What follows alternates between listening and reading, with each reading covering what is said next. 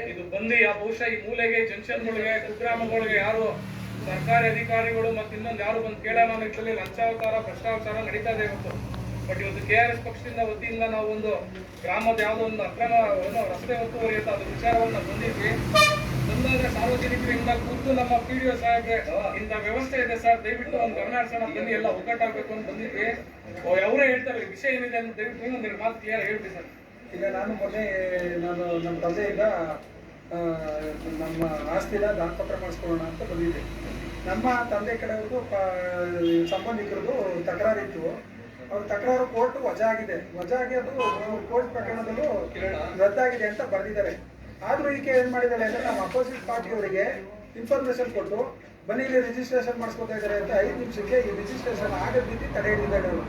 ಆವಾಗಲೇ ಗೊತ್ತಾಗಿದ್ದು ಈಕೆ ಸರ್ಕಾರಿ ನೌಕರಿನ ಅದು ಅಂತ ಅನಧಿಕೃತವಾಗಿ ಈಕೆ ಬಂದು ಅಲ್ಲಿ ಸರ್ಕಾರಿ ದಾಖಲೆಗಳೆಲ್ಲನೂ ಮನೆಗೆ ತಗೊಂಡು ಹೋಗೋದು, ವಿಷಯಗಳನ್ನೆಲ್ಲ ಮನೆಗೆ ಮಾಡೋದು, ತಿದ್ದೋದು, ಈ ಥರ ಎಲ್ಲ ಮಾಡ್ತಾ ಇದ್ದಾರೆ ಅಂತ ಗ್ರಾಮ ಪಂಚಾಯತಿಗೆ ಕಂಪ್ಲೇಂಟ್ ಕೊಟ್ಟ ಮೇಲೆ ನನಗೆ ಈಕೆ ಇವಳು ಸರ್ಕಾರಿ ನೌಕರಿ ಅಲ್ಲ, ಇವಳು ಬಂದು ಅನಧಿಕೃತವಾಗಿ ಸೇರ್ಕೊಂಡಿದ್ದಾಳೆ ಅಂತ ಇದ್ರ ವಿಚಾರವಾಗಿ ಗಮನ ಹರಿಸಲಿ ಅಂತೇಳಿ ನಾನು ಸಬ್ ರಿಜಿಸ್ಟ್ರಾರ್ ಹತ್ರ ಮನವಿ ಮಾಡಿದ್ದೀನಿ.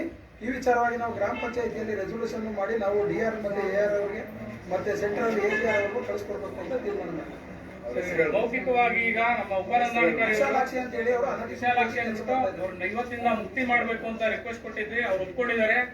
ಬಹುಶಃ ನಾಳೆ ಏನಾದ್ರು ಸಾರ್ವಜನಿಕರಲ್ಲೂ ನಾವು ಕೇಳ್ಕೊಳ್ಳೋದಂದ್ರೆ ಅವರು ಅನಾಧಿಕೃತ ಅಧಿಕಾರಿ ಆಗಿರೋದ್ರಿಂದ ಅವ್ರ ಹತ್ರ ನೀವು 500,000 3,000 ಈಗ ಅವರೇ ಅಂತ ಸ್ನೇಹಿತರ 3,000 ನಿನ್ನೆ ರಾತ್ರಿ ಫೋನ್ ಪೇ ಮಾಡಿಸ್ಕೊಂಡಿದ್ದಾರಂತೆ ಒಂದು ECಗೆ.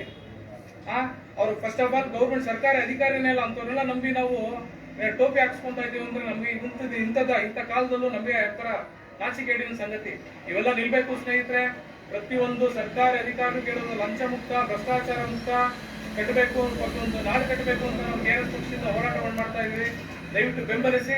ಮತ್ತೆ ಅವರು ಇವತ್ತಿಂದ ಮುಕ್ತಿ ಸಿಗ್ಬೇಕು ಅಂತಿದೆ. ಅವ್ರು ಇವತ್ತಿಂದ ಉಪನಂದಾಧಿಕಾರಿ ರಾಜಶೇಖರ್ ಹೇಳಿದ ಪ್ರಕಾರ ಇವತ್ತಿಂದ ಅವರ ಕೆಲಸದಿಂದ ಏನ್ ಕೆಲಸನೇ ಇಲ್ಲ, ಅವ್ರು ಕಾನೂನುಬದ್ಧ ಅಲ್ಲ, ಬಟ್ ಆದ್ರೂ ಇವತ್ತಿಂದ ಅವ್ರು ಬರೋವಾಗಿಲ್ಲ, ಇವತ್ತು ಲಾಸ್ಟ್ ಮಾಡ್ತೀವಿ ಅಂತ ಮಾತು ಕೊಟ್ಟಿದ್ದಾರೆ.